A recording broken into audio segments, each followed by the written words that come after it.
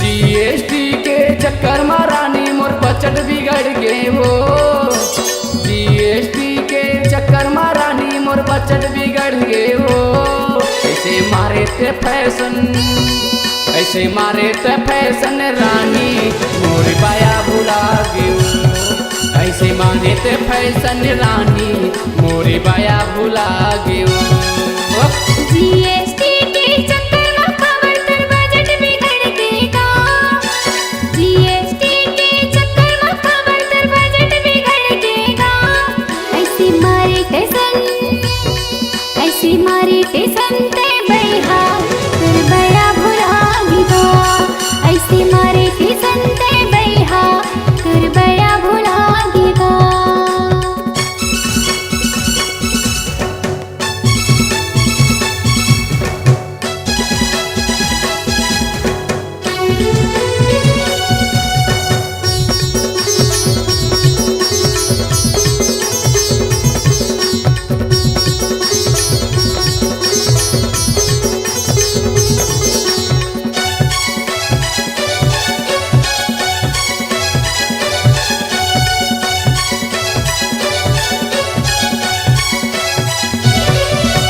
आनी बानी के गहना गुटिया भर भर ले हुते कहे।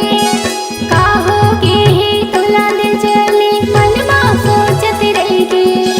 काहो के हे तोला ही निश मन मा गुनत रहेगे। जीएसटी के चक्कर में खबर तर बजट बिगड़ गएगा। जीएसटी के चक्कर में खबर तर बजट बिगड़ गएगा। ऐसी मारे टिसन, ऐसी मारे टिसन ते बैहा तर बड़ा भुला गएगा। ऐसी मारे टिसन ते बैहा तर बड़ा भुला गएगा।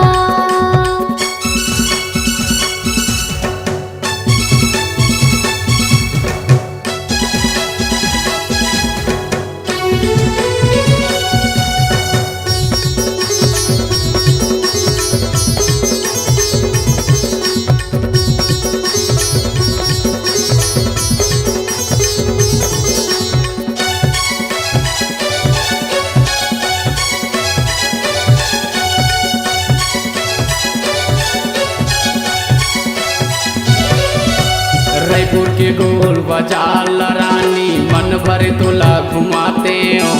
घड़ी चौक औ तेली बांधाला मन भरे तोला घुमाते हो। घड़ी चौक औ तेली बांधाला मन भरे तोला घुमाते हो। जीएसटी के चक्कर में रानी मोर बजट बिगड़ गए हो। जीएसटी के चक्कर में रानी मोर बजट बिगड़ गए हो। ऐसे मारे ते फैशन, ऐसे मारे ते फैशन रानी मोर बाया भुला गयो।